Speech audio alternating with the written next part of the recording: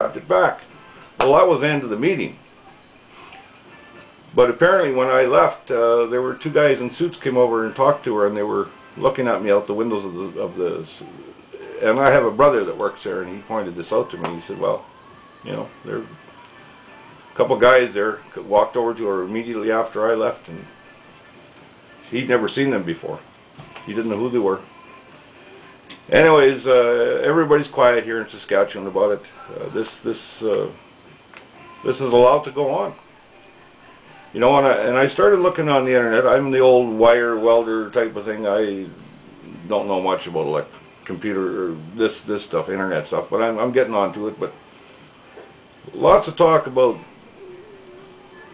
suicides. Well, this isn't suicides. It's murder. These people are being murdered. That's the only way to look at it. It's murder. They know what they're doing, and they're getting away with it. It might help you to know who you're dealing with. See, I'm not a pup at this anymore.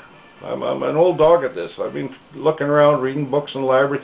These are psychopaths. Now you think about it. Anybody who can do this every day and live off blood money, support their families on blood money, psychopath. You'd have to be a pure psychopath to screw with disabled people. Simple as that. And I blame the Chamber of Commerce. They're the ones pulling the strings. It's not the government. Thing is, with the government, they're just cowards. Everybody should mail your MLA a white feather, because that's what they are. They're just cowards. And this really is a war. You know, we've got a hell of a monster we're fighting, and we're in a hell of a war. And they know our finances, because social services, years later, I finally said, I had to. My health is failing. My heart's bad now. I've got some other health problems.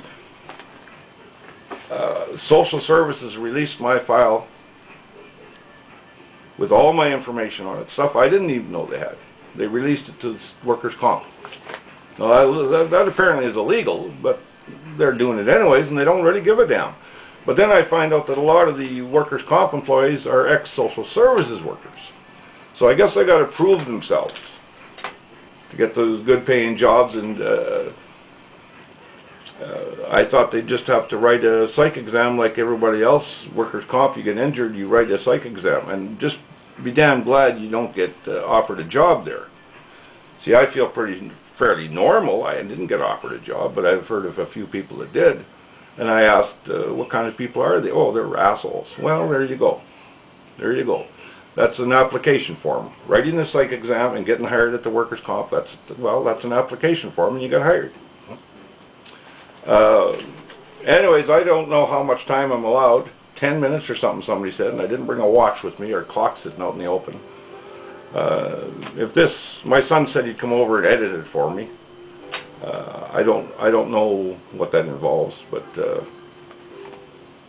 I've got all kinds of information here. I got one here where they take full responsibility for the shoulder injury, and a few months later they just cut me off.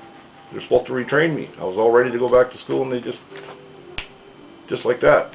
There's another report in here from Monica Chan, who said, oh, this is years ago, David's feeling much worse, and I didn't feel good in the first place. See, that's what happens when they treat you without knowing what's wrong with you. And but I'm going to send him back to work anyways. That was nice of her. And there's, well, it's just full of that stuff. It's just full of it. One guy said he knew me, and I was a malingerer and a liar and a manipulator and dangerous, and I thought, well, he must know me. So I called him. I looked in the phone book and called him. I figured he had to live in Saskatoon if he says this, and he doesn't know me. He's retired now. He doesn't know me. He apologized to me for saying it, but he said he had to say it. It was part of his job. He's a predator. He's another guy that lives off lies.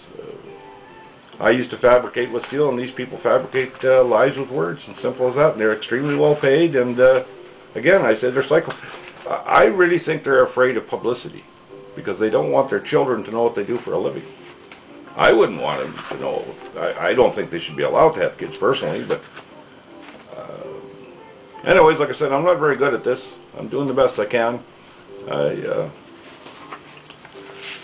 I'm not a clerical worker. I don't know how to keep track. There's so much of it. There's just a box full like this of my file, and it's he said, she said, they said, I said crap.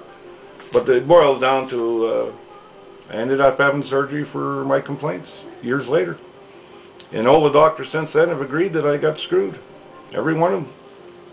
But they don't listen to it, and well-known doctors. And some politicians that I've been allowed to talk to have said the same, well, not some, but all of them that I've seen have said that I got cheated, but they were supposed to stay out of it.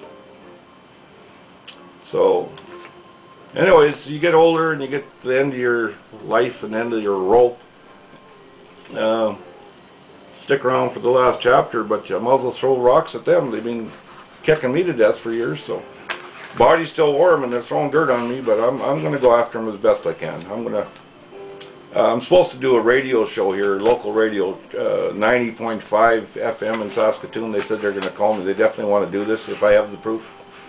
And the lawyer said I should definitely do this, because if people hear, well, I see on here, there's people on here with the same kind of horror stories, and it's sickening. My dad fought in the Second World War, and he came back with medals across his chest, and he didn't fight for this. He didn't fight for this. No. No. But I'm going to have, this is our own little war, and we're alone in it. But anyways, thanks for taking the time. Remember, the WC bullets are in the mail. You know. Anyways, have a good day.